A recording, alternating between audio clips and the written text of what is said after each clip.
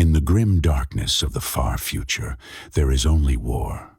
And where there is war, there are orcs. Across 1,000,000 battlefields, where the sky burns with plasma fire and the ground trembles beneath the march of titans, one species thrives amid the slaughter. The orcs, a barbaric Xenos horde, born for combat, sustained by bloodshed, and bound by a collective madness that defies the laws of the galaxy. To the Imperium, they are a plague. To themselves, they are perfection, war made flesh. Their weapons, crude as they appear, function through a mixture of mechanical genius, instinctive craftsmanship, and a disturbing psychic resonance. Where humans rely on engineering and calculation, orcs rely on belief. Or so the Adeptus Mechanicus contends, and that Waav field often seems to make their weapons work when wielded by greenskins.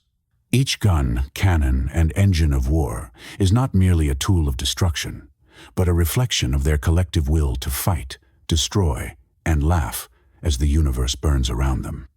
Among the countless contraptions belched forth by orc mech boys, some stand apart, colossal machines and impossible guns that embody the very soul of orky warfare. These are the tools of gods and madmen, the brutal miracles of a race that knows only one truth.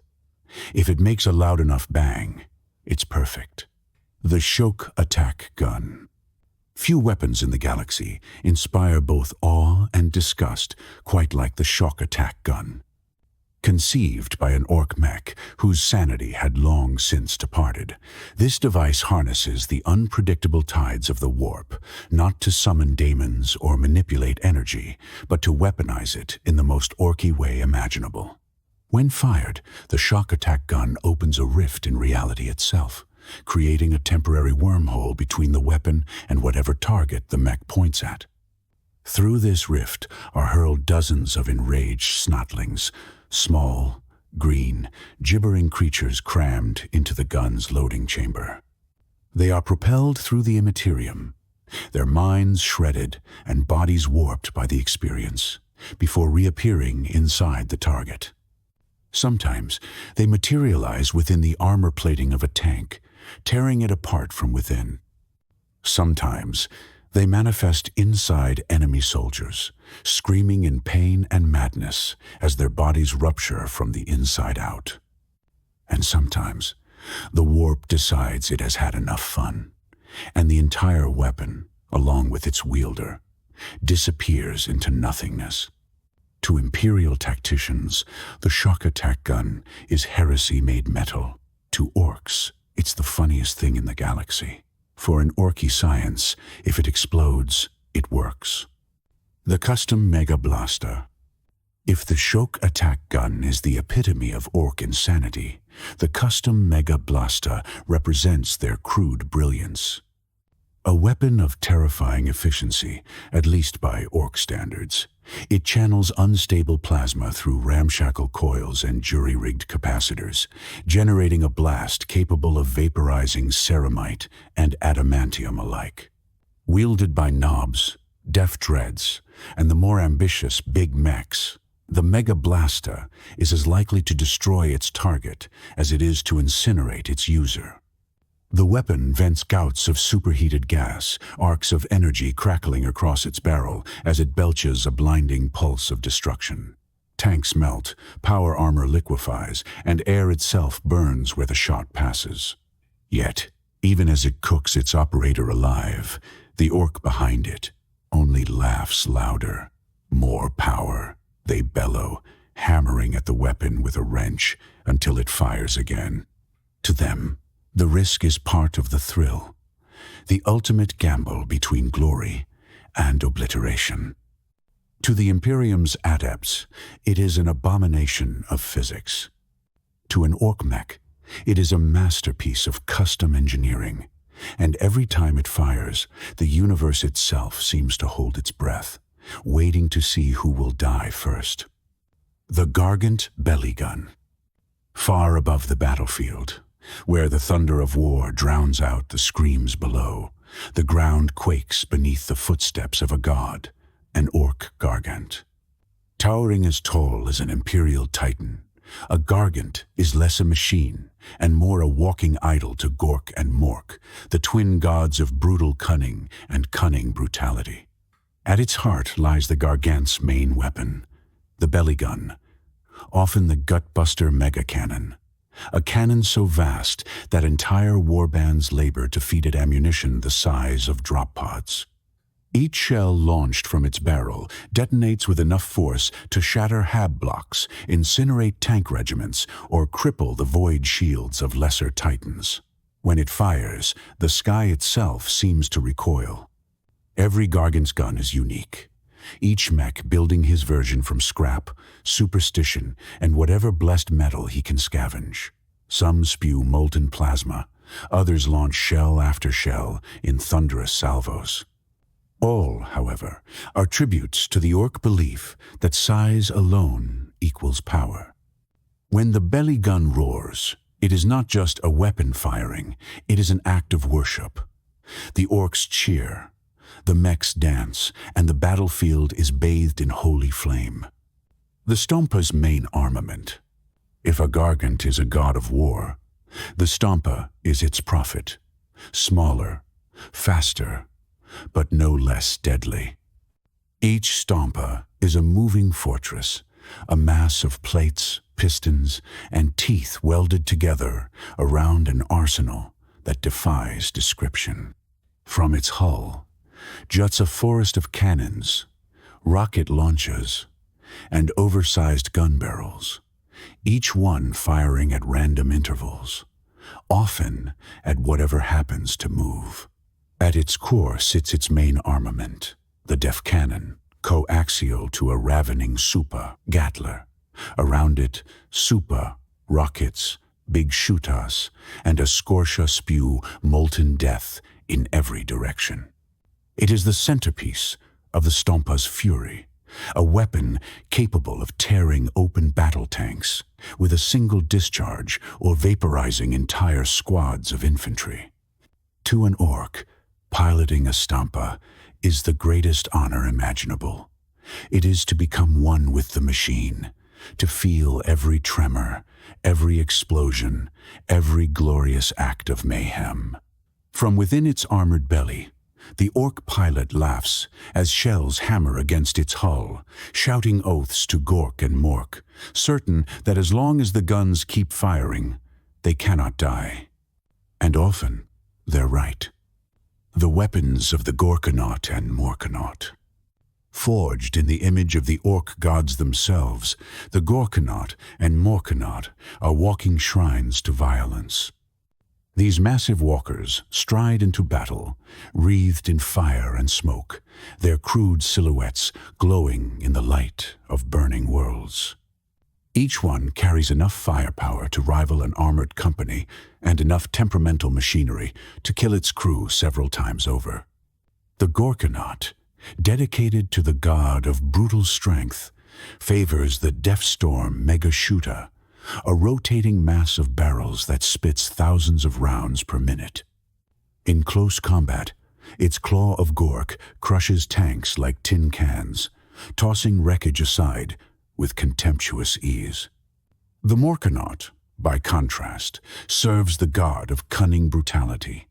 Its weapons are more varied, dominated by the kustom mega-cannon, supported by rocket arrays and big shutas.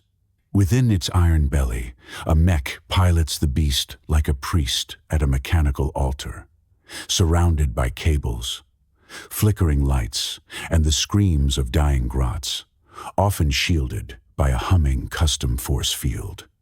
Together, they are the orcs' answer to imperial war machines, unpredictable, terrifying, and utterly unstoppable until nothing remains but smoke and laughter. The Supa cannon and kill cannon. On the outskirts of every great orc encampment, amidst the scrapyards and smoldering slag heaps, lie the forges of the big mechs. Here, among the fire and filth, the Supa cannon is born, a gun so massive it must be mounted on a battlewagon, big track, or stompa, just to fire, without collapsing under its own recoil. Each shell fired by a supercannon is the size of a human torso, packed with volatile explosives and whatever random debris the mech decides will make it go boomier. When fired, the resulting detonation sends shockwaves across kilometers. Infantry vanish, armor buckles, and the ground itself seems to groan in protest. Its cousin, the kill cannon, is a slightly smaller but no less lethal design, often mounted on looted vehicles. While the Imperium relies on precise shell trajectories and controlled charge ratios, orcs simply point, fire, and let fate, or perhaps Gork and Mork, decide the rest. Accuracy is irrelevant when the explosion is big enough. Every supercannon shell is a sermon. Every kill cannon blast is a hymn. And the battlefield is their cathedral. The def gun and big shooter arrays. At the heart of every orc warband lies a truth older than the stars. More dakka is always better.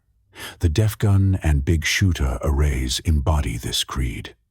They may lack the grandeur of a Gargant's cannon or the warping madness of a shokk attack gun, but in the hands of an orc, they are instruments of pure annihilation.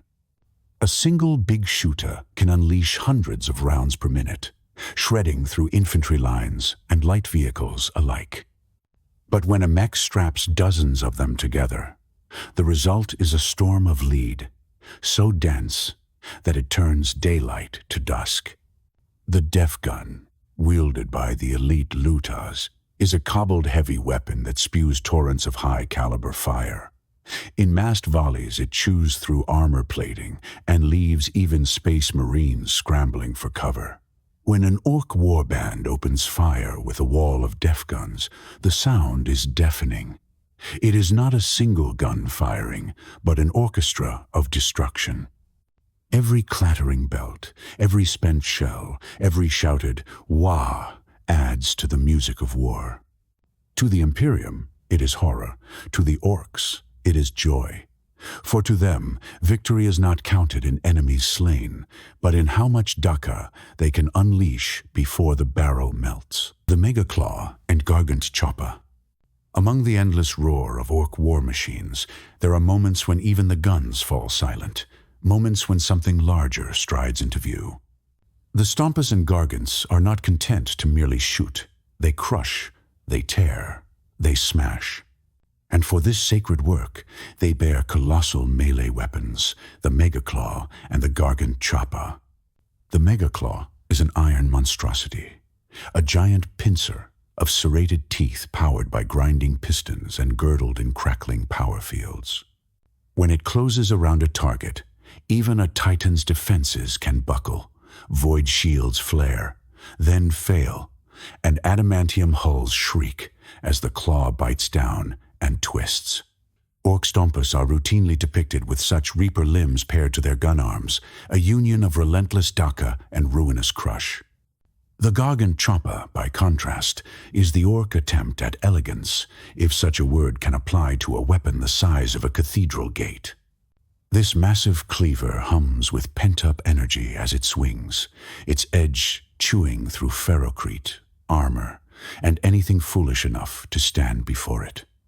One blow can bisect a fortress wall or swat a battle tank into the mud. When these engines of war advance, the ground quakes and the air splits with thunder. Imperial guardsmen often break at the sight of them, convinced they are watching gods descend from the smoke.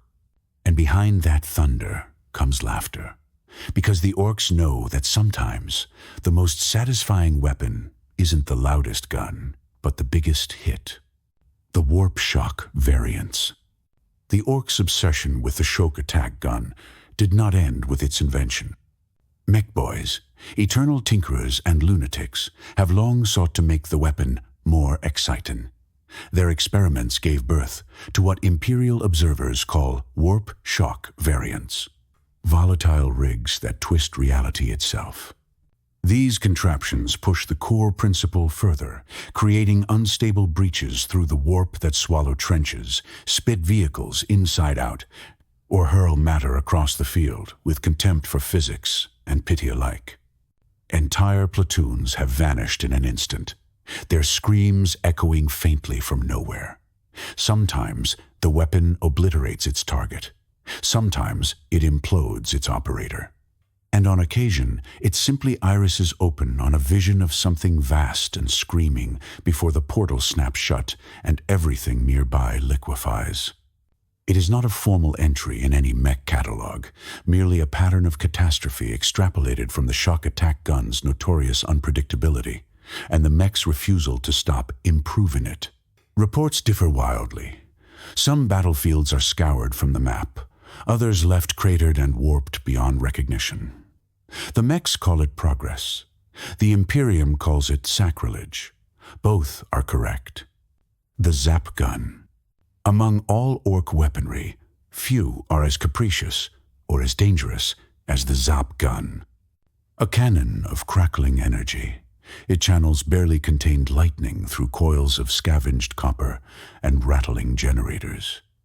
When fired, it unleashes an unpredictable bolt that leaps toward the richest, toughest targets, as if mocking the very idea of armor. Tanks stutter and die as circuitry fries, plating warps. Sometimes a victim simply vanishes in a flash. The weapon's fickleness is part of its legend. Misfires, back arcs, and spectacular detonations are all in a day's work for a grot crew bold or unlucky enough to pull the lever. The stronger the target's armor, the more the weapon strains to punch through, a cruel irony the Orcs find endlessly amusing. Battlefield reports tell of Orc batteries lighting up the night with branching webs of electric fire, vaporizing a Baneblade one moment and themselves the next. Yet, when it fires true, even a tech priest must concede. It's monstrous, and it works. The bomb squigs. Among the Orcs' most beloved creations are the bomb squigs, living weapons that embody greenskin ingenuity at its most honest. Squigs bred for aggression are fitted with crude explosive harnesses and unleashed toward the enemy with enthusiastic encouragement. Once released, a bomb squig scuttles forward at frightening speed, drawn by noise, heat, and anything armored or important. It needs no guidance and no fear. When it reaches its target, it bites, triggering the charge, and vanishes in a burst of fire and shrapnel. Tanks are gutted from below. Infantry are scattered in screaming panic. And even war engines have been crippled by swarms of these chittering missiles. Imperial tacticians despise them for their unpredictability. Orcs adore them for the same reason. Each squealing launch is met with cheers because a bomb squig's purpose is simple and glorious: run fast, bite hard, and explode loudly.